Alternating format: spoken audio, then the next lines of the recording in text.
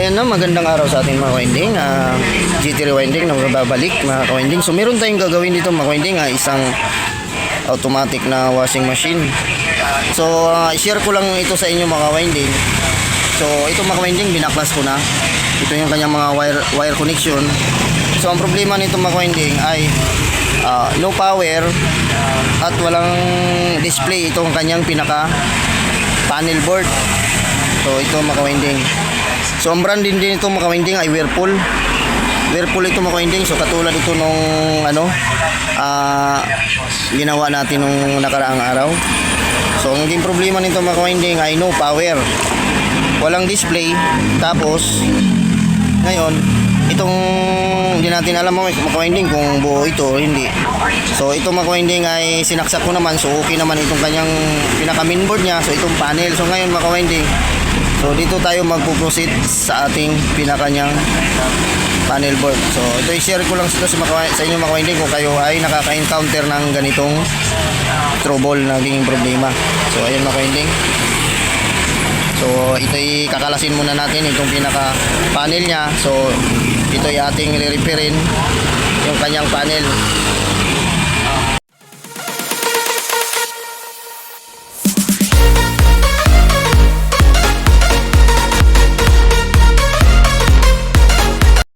So ayan naman kawinding. So ito na yung ating pinaka panel board ng ating automatic washing machine.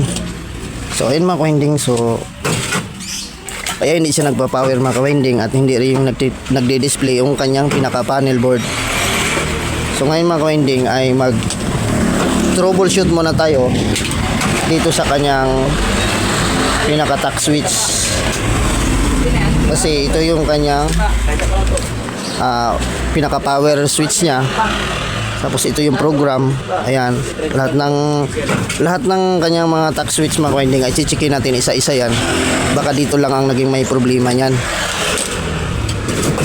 Kasi pag walang power at no display, so dito muna tayo mag proceed mga kawinding sa kanyang pinaka panel panel board bago doon sa kanyang pinaka mainboard. So unahin natin itong makawinding itong kanyang pinaka power. So naka buzzer check lang tayo makawinding, naka buzzer. Ayan. So dapat ito makawinding, kasi dito makawinding sa likod hindi tayo pwede magano nito kasi kukut-kutin pa natin yan at puro nakasilan pa to makawinding, kaya matigas na yan eh. So dito na lang tayo sa ibabaw para mas madali-dali. So so dito tayo sa dulo makawinding, tapos pipindutin natin yan. Dapat magbabaser yan pag siya ibuo. Pag hindi siya nagbabaser, ibig sabihin makawinding sira. So yan ayaw. Tapos dito sa kabila naman, so ganun, ayaw din. So dito makawinding kasunod, so wala. So dito tayo sa start nya, itong pinaka start and pause. Ayan, meron siya makawinding. So kita nyo umiilaw. So buo tong pinaka tack switch siya makawinding. Ayan diba, umiilaw yung aking tester pag pinindot natin. Ayan so buo tong makawinding. Tapos dito naman sa iba, dapat meron lahat ito tayong makuha. Tingnan natin tester kung mag-iilaw. Ayan, buo tong makawinding, buo. Ayan, buo din. Tapos dito buo din. Tapos ito yung pang-apat natin. So para sa water level, so wala siya makawinding. Ay do, nawawala. Nagkakameron. Ayun. So meron. So wala siya makawinding. Naglulos. Tapos ito, isa. So meron. So bali tatlo ang palitan natin makawinding. So isa, dalawa. So ito nagluluko na, palitan na rin natin yan makawinding. So ito makawinding ay kukuha lang tayo sa mga strap natin, tulad ng mga post button ng mga LED TV na power supply ng mga power switch ng mga LED TV. So pwede natin i-apply dito yan makawinding. So yun makawinding, meron na tayong nakuha dito. So ito marami. So bago pa naman, so parehas lang naman, apatan yung kanyang apat yung kanyang pinaka pin, yung paayan apat. So apat. So ito rin papalit natin makawinding. So galing lang ito sa scrap makawinding sa mga LED TV. Ayan, so ito ipapalit natin makawinding. So palitan muna natin itong makawinding. So magbunot lang tayo dito makawinding ng tatlo. So ayan, bunutin ko muna mga winding. So ito na mga winding, ikabit na natin yung ano, yung nabunot natin dito na stock switch. So ito yung dati yung mga winding. So ngayon, salpak na natin yung mga winding. Ayan.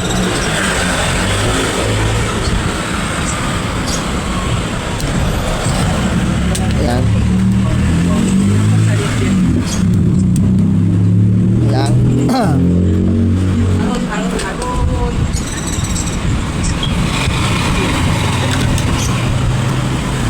Magandang lock.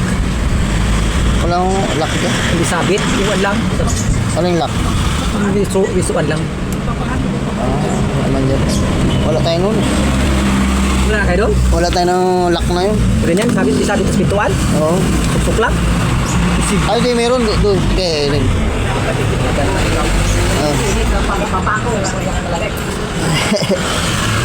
Ayun mga ka-winding, kapit na natin. Tapos, itong kabila. Ayan.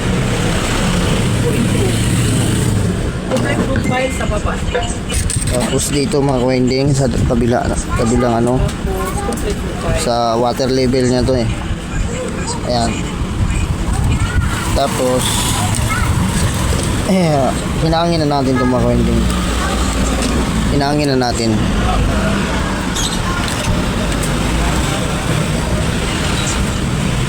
Ayan. Para matesting na natin to. Ayan.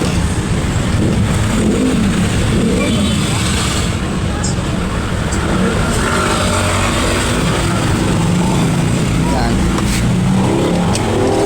Sana yung isa. So ito.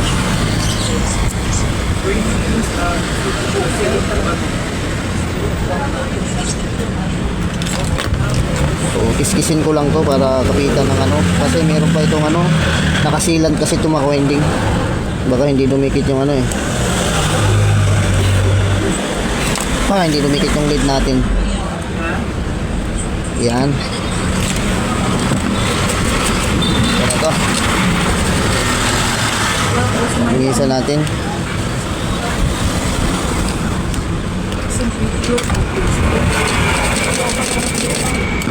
Tapos mga ka-winding ay ano, ngayon testing na natin kung meron ng continuity tayong makuha dyan. So dapat mga ka-winding ay papalo yung ating tester. So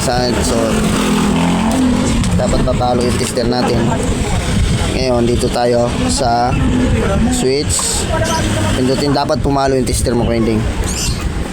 Ay, ayaw na. Ba't ayaw? Ayun, okay na mga ka-winding oh. So umilaw, di ba? Ayan. So, okay na to.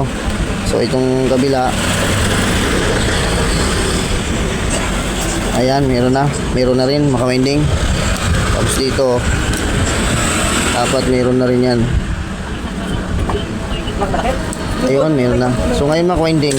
So, itry na natin to isaksak dun sa kanyang pinaka mainboard. Ito, saksak na natin dun sa pinaka mainboard. Kung yung ating panel ay magka-display na ba? Ito. Kung maka-display na yung mga winding, so kabit lang natin itong mga winding. Ano ba yan? Ano ba yan? Ito naman winding na ilagay na natin lahat yung kanyang mga terminal, tsaka dito sa kanyang ano, ito sa pinaka panel niya. So ngayon mga winding ay isasaksak na natin to kung siya ay magdi-display na ba itong ating pinaka. So ganito lang muna natin. Tapos, so ito yung power button. Yan. So, isaksak na natin to mga winding. Tapos, tikin natin. So, ito yung ating mainboard. So, yan. Power on natin. Tingnan natin tong kanyang panel kung magdi-display. Ayun, mga ka-winding, oh. So, okay na yung ating pinaka-panel. So, yun ngayon mga winding. So, ilagay natin sa kanyang program. So, isit natin sa 11. Dito kung siya gagana. So, ilagay natin sa 11. Ayan. Tapos, start natin mga winding. Yun, tapos hintayin natin umikot itong, so malabo ah. So makikita naman siguro yun kung iikot. Ayun, tingnan nyo na lang mga winding. So naka-spin tayo, ayan. So tingnan nyo na lang mga winding, makikita nyo. So itong gilid na lang mga winding, tingnan nyo. Kasi ikot naman yan. So medyo masilaw sa araw mga winding eh. Ayun, umiikot na mga winding oh. So yun. So ayan, tingnan natin. Ayan, kita nyo naman, umiikot. So, ayan mga winding. So, okay na itong ating repair na pinaka-panel board. So, buti na lang mga winding at hindi yung main board ang na-repair. So, baka kayo maka-encounter ng ganitong trouble mga winding. Ay, naging sira lang niya ay no power, no display. So, wag muna tayo mag-proceed sa pinaka-main board niya. So, checkin muna natin yung pinaka-panel. So, baka mga minor lang ang sira. So, buti na lang mga winding. Ang nagiging sira lang niya ay tatlong tack switch. So, pag naka-encounter tayo itong ganito mga winding, so, hindi tayo agad mag-proceed sa ating main board. So, unahin natin itong naka-display kasi yung dinadaanan niya ng power source. Kaya wala siya nag-display. So, ayan mga winding. So, hanggang dito na lang po ang ating video at patatapusin ko na lang to na matapos ang kanyang pag-ikot, pag-spin. So, ayan mga winding. So, bye-bye na po at God bless all sa atin mga ka-winding.